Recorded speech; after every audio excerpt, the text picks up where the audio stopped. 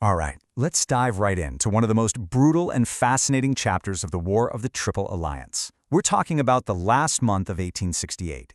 We're going to unpack how the Paraguayan army, an army famous for being almost unbreakable, was completely and systematically wiped out in just 25 days. Let's get into it. So, this is the real puzzle, isn't it? How does an army that refuses to die just collapse? The Paraguayan soldiers were legendary for their resolve, for fighting to the very last man. So how could a force like that, built on this idea of absolute total sacrifice, just disintegrate in less than a month?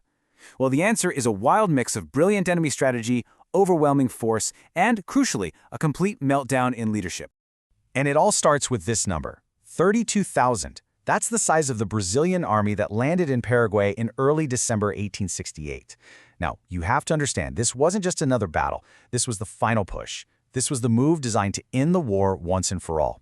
The sheer size of this force just set the stage for the absolute catastrophe that was about to unfold. So what do you do with an army that big? Well, the Allies didn't just throw men at the problem. No, they pulled off a tactical masterstroke that completely unraveled Paraguay's entire defensive strategy. The secret weapon here was surprise. Total, complete surprise. The Paraguayans, led by Marshal Lopez, were dug in, expecting a head-on assault at their fortified positions at Villeta. But instead, on December 5th, the Brazilians just sailed right past them and landed their entire army upstream at a place called San Antonio. They got behind the main defensive line. With that one single move, they made all of Paraguay's carefully built forts and trenches pretty much useless. Lopez was forced to scramble, to react, to fight on their terms. It was brilliant. And the speed of it all, wow, it was just astonishing. It was a true blitz. In a little over 3 weeks, they just systematically took apart every single key defensive position. From that first landing, to the bloody fight for the Itororó Bridge, to the final destruction of Lopez's own headquarters, the Paraguayan army was caught in this whirlwind of defeat that it just could not escape. But here's the incredible part. Even facing this perfectly executed offensive, the Paraguayan soldier just did not break. Their resistance was absolute. It's a story of almost unbelievable sacrifice against truly impossible odds. Just take a look at the battle for the Itororó Bridge on December 6th. This wasn't some simple firefight. The sources call it an obstinate combat with cold steel. We're talking brutal, hand-to-hand fighting. That one little bridge was lost and then retaken 3 separate times.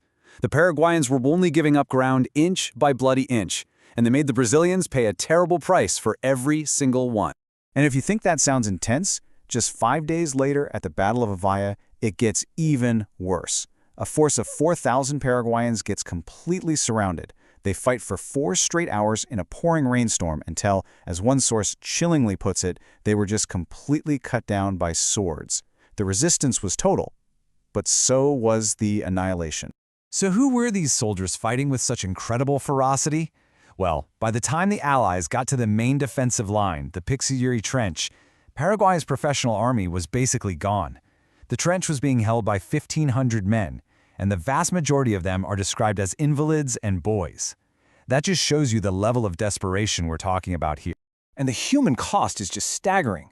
You hear these stories about people like Colonel Toledo, a 70-year-old veteran being sent into his last battle armed with only a lance.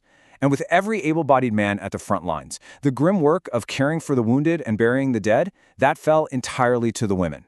This wasn't an army fighting a war anymore, it was an entire nation being sacrificed. Which of course begs the obvious question.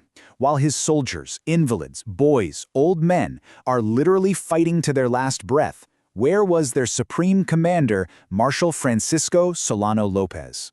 Well, on Christmas Eve, Lopez gets a demand for surrender from the Allies. And this quote, this was his official response. He's projecting this image of unbreakable defiance, the leader who's going to go down with this ship. Yeah, that defiant stand lasted exactly 3 days. On December 27th, as the final Allied assault on his headquarters kicked off, Lopez didn't stand fight. He fled.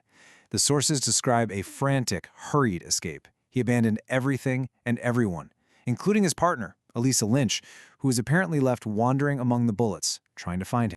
And you can tell just how chaotic his escape was by what the Allies captured. His entire personal baggage train. We're talking carriages, his famous poncho with the gold fringe, and even personal legal documents, including one that gifted all of his property to Elisa Lynch. It's a perfect snapshot of a leader saving himself while his army was being completely erased. But it actually gets even darker. In the days leading up to his escape, Lopez wasn't just fighting the Allies. He was conducting this absolutely brutal purge of his own inner circle. He ordered the execution of his own brother, the bishop, and several of his top generals. So as his army was collapsing from the outside, its leadership was being devoured from the inside by paranoia. There's this powerful metaphor from the sources that it nails the whole tragedy perfectly. The Paraguayan soldiers were like the stones of a fortress, impossibly strong, unbelievably resilient. But the foundation, the command structure holding all those stones together, it had completely rotted away. And without its foundation, the whole fortress just crumbled. And this brings us to the final, heartbreaking piece of the puzzle, the Fortress of Angostura. With the main army totally destroyed and Lopez on the run, this small garrison was the last organized Paraguayan force left. They were completely isolated, totally cut off from reality. Inside that fortress, the commander was an English engineer named George Thompson. And he wasn't just responsible for soldiers. Look at these numbers. He had 2,400 people to care for, and only about a third of them were healthy soldiers. The rest? Invalids, boys, hundreds of wounded men, and 500 women. This wasn't a fortress anymore. It was basically a refugee camp under siege. So when the Allies demanded his surrender, Thompson did something incredibly pragmatic and, well, human. He didn't just say yes or no. First, he sent a team to see the truth with their own eyes. They came back and confirmed it. The army was gone and Lopez had fled. Then he looked at his supplies. He had 3 days of meat left for 2,400 people. Then he looked at the enemy, 20,000 Allied soldiers and the entire Brazilian Navy. His choice was pretty clear. A pointless, bloody last stand, or saving the lives of every single person under his command. Thompson chose to save his men. On December 30th, he negotiated an honorable surrender. His troops were granted the honors of war. The officers were allowed to keep their swords. This was it. This was the definitive end of the conventional war. And it didn't end with another massacre, but with a calculated act of preservation. So that leaves us with this final, really powerful question. In a war that was defined by limitless, absolute sacrifice, Commander Thompson made a completely different choice. He chose survival. And it forces us to ask, was his decision a betrayal of that national resistance, or was it, in the face of total annihilation and utterly failed leadership, the most profoundly humane act of the entire war?